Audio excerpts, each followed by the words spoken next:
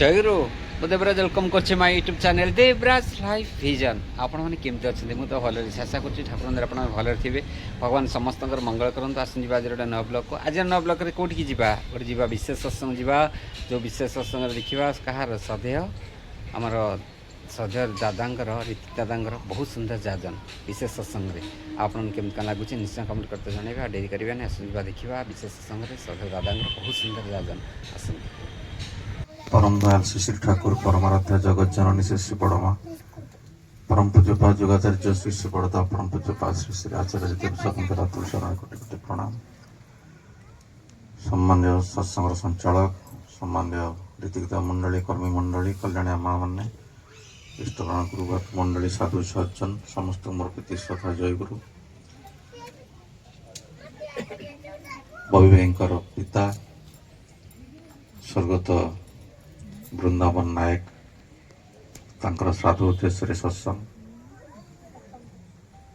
अत्यंत सुंदर परिवेश भितर आम एपर्यंत सत्संग उपभोग करुले। चेतन पंडा भाई अत्यंत हृदयस्पर्शी भावागर्भक निछक सत्य गुड़िक परिवेषण करुले। पिता पुत्र संपर्क कें भली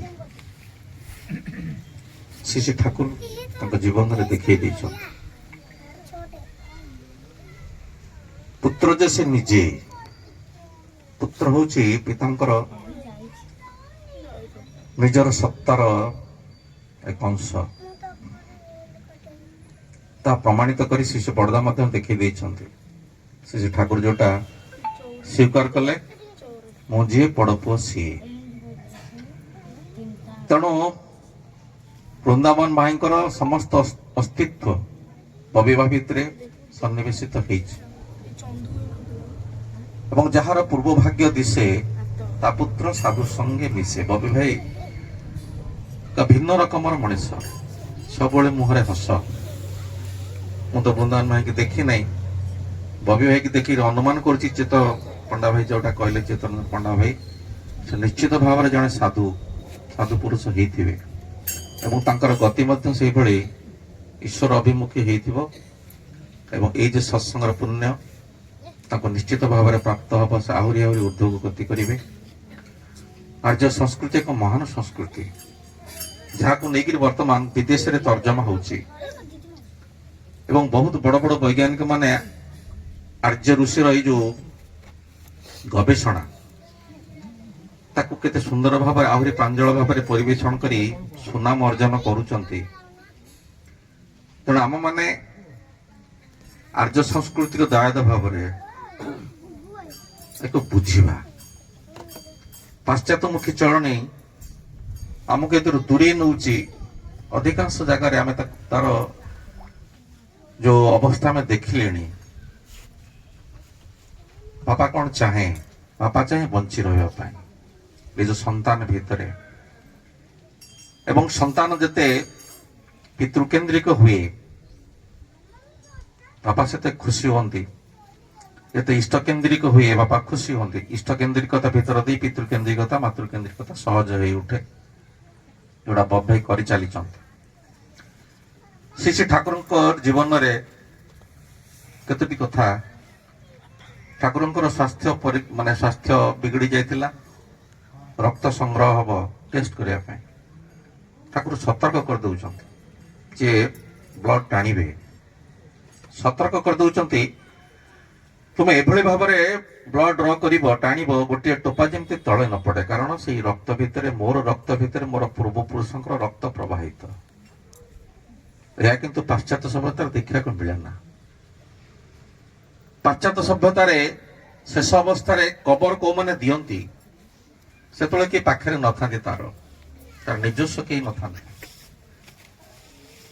कारण से पिला माने भी बुझंती नहीं जानती नहीं मोर बाबा किए। पाश्चात्य देश एभली अवस्था घटी आम देश आर्य सनातन धर्म केते गुरुत्व बहन करे। श्री श्री ठाकुर तार पुनरुद्धार करी आम सामने तोली धरी मोर रक्त भितर मोर पूर्व पुरुषों रक्त प्रवाहित ताहा जमी तले न पड़े ତଳେ ପଡ଼ିବାର ଅର୍ଥ ପୂର୍ବପୁରୁଷଙ୍କୁ ଅବମାନନା କରିବା। ଏବଂ ଯେତେବେଳେ ଠାକୁର ଦେହ ରେଖା କରିଛନ୍ତି ତାଙ୍କର ଚିତାଭସ୍ମ ବିଭିନ୍ନ ନଦୀରେ ବିସର୍ଜିତ ହେଇଛି। ପରିଶେଷରେ ପୂଜ୍ୟପାଦ ଛୋଟା ଠାକୁରଙ୍କର ଚିତାଭସ୍ମ ଆଣିଛନ୍ତି ପୁରୀରେ ବିସର୍ଜନ ଦେବା ପାଇଁ ସମୁଦ୍ରରେ। ଆମମାନେ ଜାଣିଛନ୍ତି ସମୁଦ୍ରରେ ଯାହା ଭସେଇଲେ ତାହା ପୁଣି କୂଳକୁ ଫେରିଆସେ, ସମୁଦ୍ର ଫେରେଇ ଦିଏ। ସେଥିପାଇଁ ଅନେକ ସମୁଦ୍ରରେ ବିସର୍ଜନଟାକୁ ଚିତାଭସ୍ମ ବିସର୍ଜନକୁ ପସନ୍ଦ କରନ୍ତି ନାହିଁ। କିନ୍ତୁ ପୂଜ୍ୟପାଦ ଛୋଟା ନୋଳିଆକୁ ଧରିକି ଗୋଟେ ଡଙ୍ଗା ନେଇକି ଯାଇଛନ୍ତି ସମୁଦ୍ରର ଯୋଉ ଅଞ୍ଚଳ ଶାନ୍ତ, ଯୋଉଠି ଲହଡି ନାହିଁ, ସେଠି ଯାଇକି ସେ ଚିତାଭସ୍ମକୁ ବିସର୍ଜନ ଦେଇଛନ୍ତି। ଭାବନା ହଉଛି ମୋର ପିତାଙ୍କର ଚିତାଭସ୍ମ ଯେଉଁଭଳି ଭାବରେ ସମୁଦ୍ର କୂଳକୁ ନ ଯାଏ, ତାକୁ କେହି ପାଦରେ ସ୍ପର୍ଶ ନ କରନ୍ତି। ବାବାଙ୍କ ପ୍ରତି ଏତେ ଶ୍ରଦ୍ଧା, ଏତେ ମମତା ଶିଶୁ ଠାକୁର ଦେଖେଇ ଦେଇଛନ୍ତି ଆମକୁ। ଶିଶୁ ଦାଦାଙ୍କର ଚିତାଭସ୍ମ ବିସର୍ଜନ ସମୟରେ ତାହା ହିଁ ହେଇଛି। ବିକିତା ବୁଲି ବୁଲିକି ବିଭିନ୍ନ ନଦୀରେ ତାପରେ ସମୁଦ୍ରରେ ବିସର୍ଜନ ଦେଇଛନ୍ତି। ଆମ ମାନଙ୍କର ମଧ୍ୟ ସେ ବିଧାନ ଅଛି। ତେଣୁ ଏଇ ଯୋଉ ପରମ୍ପରା, ଏହା ଖାଲି ଗୋଟେ ସାଧାରଣ ପରମ୍ପରା ନୁହେଁ, ଏଥିରେ ଆମ ମାନଙ୍କର କୃଷ୍ଟି ଜଡିତ। এই ଶ୍ରାଦ୍ଧ ଭିତର ଦେଇ ଯୋଉଟା ଚିତ୍ତରଞ୍ଜନ ପଣ୍ଡା ଭାଇ କହୁଥିଲେ ସଚେତନତା, ଶ୍ରାଦ୍ଧ ଭିତର ଦେଇ ଆମର ସଚେତନତା ସୃଷ୍ଟି ହୁଏ ଏବଂ ଏହା ଦ୍ୱାରା ଆମର ଅନେକ ପିତୃଋଣ ମାତୃଋଣ ମଧ୍ୟ କିଛି ପରିମାଣରେ ସୁଝିଯାଏ। ସେଥିପାଇଁ ଉପଯୁକ୍ତ ବିବାହ କରିବା ପାଇଁ ମଧ୍ୟ ପଡେ। ଏବଂ ବଡ ପୁଅ, ଯେହେତୁ ବଡ ପୁଅର ଅଧିକାର ଏସବୁଥିରେ ଅଛି, ବଡ ପୁଅ ଅତ୍ୟନ୍ତ ସମ୍ବେଦନଶୀଳ ପିତାମାତାଙ୍କ ପ୍ରତି ଥାଏ। ତାର ଚାଲିଚଳନ ସେଭଳି ଧର୍ମୀୟ ଇଷ୍ଟିଚଳନ ହବା ଦରକାର। ତାର ବିବାହ ମଧ୍ୟ ସେଭଳି ସୁସଂସ୍କାରିତ ହବା ଦରକାର। କାରଣ ସ୍ତ୍ରୀ ଉପରେ ନିର୍ଭର କରେ ଆର୍ଯ୍ୟ ଋଷିମାନେ ଯାହା କହୁଛନ୍ତି, ଅପତ୍ୟଂ ଧର୍ମ କାର୍ଯ୍ୟାଣୀ ଶୁଶ୍ରୂଷା ରତି ରୁତମା ଦାରାଧୀନ ତଥା ସ୍ୱର୍ଗ ପିତୃଣା ଆତ୍ମନଶ୍ଚ। এই যে বৃন্দাবন ভাইଙ୍କର আত্মা ଯାଇଛି, ତାହା ଯେ ସ୍ୱର୍ଗ ଲାଭ କରିବ, ଏହାର ଦାୟିତ୍ୱ ହଉଛି ତାଙ୍କର ବୋହୂର। କାରଣ ତା ଭିତରେ ସେ ଶକ୍ତି ଅଛି। ଅପତ୍ୟଂ ସନ୍ତାନ ଦାନ କରିବ, ଧର୍ମ କାର୍ଯ୍ୟ, ଉତ୍ତମ ରତି ସେବା, ଶୁଶ୍ରୂଷା ଏବଂ ସ୍ୱାମୀଙ୍କ ସହିତ ପୂର୍ବପୁରୁଷ ମାନଙ୍କର ସ୍ୱର୍ଗ ଲାଭ, ଏହା ଦାରାଧୀନ, ସ୍ତ୍ରୀର ଅଧୀନ। ସେଇଥିପାଇଁ ଆର୍ଯ୍ୟ ପରମ୍ପରାରେ ବିବାହ କେତେ ଗୁରୁତ୍ୱ ଦିଆଯାଏ। ବୋହୂଟି ପ୍ରଥମରୁ ଯେତେବେଳେ ଘରେ ପ୍ରବେଶ କରେ, ନୂତନ ଭାବରେ ବୋହୂଟି ପ୍ରବେଶ କରେ, ତାର ଆଞ୍ଜୁଳିଟି ସେ ଦିଏ ସେଇ ଘରର ଯୋଉଟା ଆମେ କହୁ ବଡ ବଡୁଆ। ପୂର୍ବପୁରୁଷଙ୍କ ମାନଙ୍କ ପାଖରେ ସେ ଆଞ୍ଜୁଳିଟି ଦିଏ ଏବଂ ସେଇଠି ସେ ନତି ସ୍ୱୀକାର କରେ ଯେ ମୁଁ ଆସି ଯାଇଛି ତୁମମାନଙ୍କୁ ମଥାରେ ବହନ କରି, ତୁମମାନଙ୍କର ସେଇ ଐତିହ୍ୟ ସଂସ୍କାର କୃଷ୍ଟି ତାର ମର୍ଯ୍ୟାଦା ରକ୍ଷା କରିବାର ସଂକଳ୍ପ ନେଇକରି ମୁଁ ଆସିଛି ତୁମ ଘରକୁ ଏବଂ ତୁମେମାନେ ମୋ ଭିତରେ ପ୍ରକଟିତ ହୁଅ, ତୁମେମାନେ ସନ୍ତାନ ଭାବରେ ଆବିର୍ଭୂତ ହୁଅ। ଏବଂ ସେଇଭଳି ସେ ନିଜକୁ ଇଷ୍ଟପ୍ରାଣ କରି ଚଳେଇ ନେବା ପାଇଁ ଗୋଟେ ଶାସ୍ତ୍ରୀୟ ବିଧାନ ଅଛି। ଆମେମାନେ ତାର ବ୍ୟତିକ୍ରମ କରି ଚାଲିଛନ୍ତି। ବର୍ତ୍ତମାନର କଥା ନ କହିଲେ ଚଳିବ। ବର୍ତ୍ତମାନ କୋଉଭଳି ଭାବରେ ଆମେ ପରିବାରକୁ ଗ୍ରହଣ କରୁଛନ୍ତି ତାହା ନିତାନ୍ତ କଟୁ। ପୂର୍ବପୁରୁଷଙ୍କ କଥା ତ ଅଲଗା। ଏବଂ ଏଭଳି ବେଳେ ବେଳେ ହଉଛି, ବିବାହ ଏତେ ଭୁଲ ହଉଛି। କାରଣ କହିଲେ ପ୍ରତିଲୋମ ବିବାହ ଯୋଉଠି ହୁଏ, ପୁଅଟି ଯୋଉଠି ଉଚ୍ଚବର୍ଣ୍ଣର କନ୍ୟାକୁ ବିବାହ କରେ, ସେତେବେଳେ ପୂର୍ବପୁରୁଷ ମାନେ ଚିତ୍କାର କରି ଉଠନ୍ତି। କାରଣ ତାଙ୍କର ମଣିଷ ଭାବରେ ଜନ୍ମ ହେବାର ସମସ୍ତ ସମ୍ଭାବନା ଲୋପ ହେଇଯାଏ। ଠାକୁର କହୁଛି ସେ ଚିତ୍କାରଟା ଏଭଳି କରୁଣ, ଏଭଳି ନିଦାରୁଣ ଚିତ୍କାର। ସେ ଗୋଟେ ବିରାଟ ସମୁଦ୍ର ଭିତରେ ଗୋଟେ ଜାହାଜ ଯେ ଡୁବିଗଲେ, ସେ ଜାହାଜରେ ଥିବା ଯାତ୍ରୀ ମାନଙ୍କର ଯୋଉ ଅବସ୍ଥା, ଯୋଉଭଳି ଚିତ୍କାର କରନ୍ତି, ପ୍ରତିଲୋମ ବିବାହ କଲେ ପୂର୍ବପୁରୁଷ ମାନେ ସେଇଭଳି ଚିତ୍କାର କରନ୍ତି ବୋଲି ଠାକୁର କହୁଛନ୍ତି। ତେଣୁ ବିବାହକୁ ମଧ୍ୟ ସେଭଳି ପିତୃପୁରୁଷଙ୍କ ଉଦ୍ଦେଶ୍ୟରେ ବିବାହ ତାଙ୍କୁ ସନ୍ତୁଷ୍ଟ କରିବା ପାଇଁ ବିବାହ ସେଇଭଳି ସୁନ୍ଦର ଶାସ୍ତ୍ରୀୟ ହବା ଦରକାର। ଏଟା ଆର୍ଯ୍ୟ ବିଧାନ। ତାରି ଭିତରେ ଦେଇ ପରମ୍ପରାରେ ଗଡ଼ି ଚାଲିବ। ବୋହୂଟି ଯେମିତି ପୂର୍ବପୁରୁଷଙ୍କ ପ୍ରତି ସଦାଶୀଳା ହୁଏ, ତାଙ୍କୁ ଅନ୍ତରରେ ଧାରଣ କରେ ଏବଂ ପୁତ୍ରର ମଧ୍ୟ ଧର୍ମ ତାହା। ସେ ବି ଇଷ୍ଟପ୍ରାଣ ହେଇ ଚାଲିବ, ସବୁ ସମୟରେ ଇଷ୍ଟଙ୍କୁ ବହନ କରି ଚାଲିବ ଏବଂ ସତ୍ ପଥରେ ଚାଲିବ।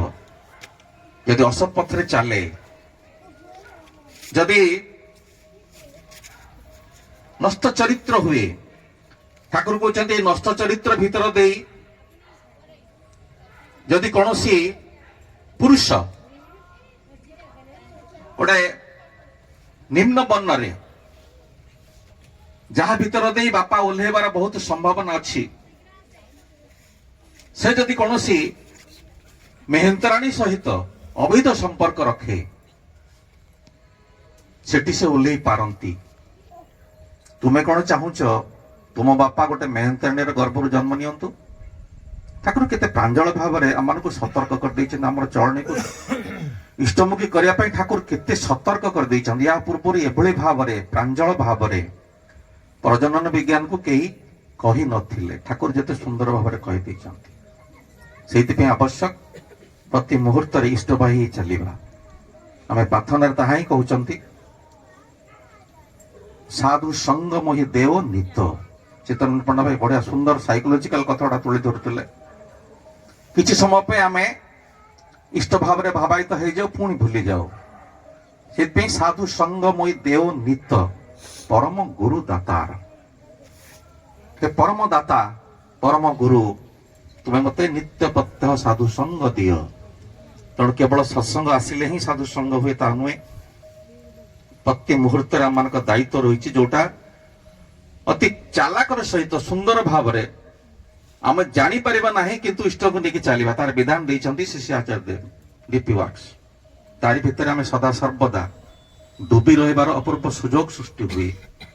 ଏବଂ ଏଇଟା ଗୋଟେ ଉପଯୋଜନା କେନ୍ଦ୍ର, ତାର ଦାୟିତ୍ୱରେ ଅଛନ୍ତି ବବି ଭାଇ, ଯାହା ଚିତ୍ତରଞ୍ଜନ ପଣ୍ଡା ଭାଇ କହୁଥିଲେ ସୁନ୍ଦର ଅମାୟିକ ଏବଂ ପ୍ରଭୁଙ୍କ ପାଇଁ ହାତ ଖୋଲିକରି ଦିଅନ୍ତି, ଉଜାଡ଼ କରି ଦିଅନ୍ତି। ତେଣୁ ପରିଶେଷରେ ସେଇ ନିବେଦନ ରଖେ, ବିଦେହୀ ଆତ୍ମା ଚିର ଶାନ୍ତି ଲାଭ କରନ୍ତୁ, ତାଙ୍କର ଇପ୍ସିତ ସ୍ଥାନରେ ସେ ଜନ୍ମ ଲାଭ କରନ୍ତୁ। ବବି ଭାଇ, ତାଙ୍କ ପରିବାର, ଉପସ୍ଥିତ ପ୍ରତ୍ୟେକ ଶାନ୍ତି ସ୍ୱସ୍ତି ଆନନ୍ଦର ଅଧିକାରୀ ହୁଅନ୍ତୁ। ଜୟ ଗୁରୁ।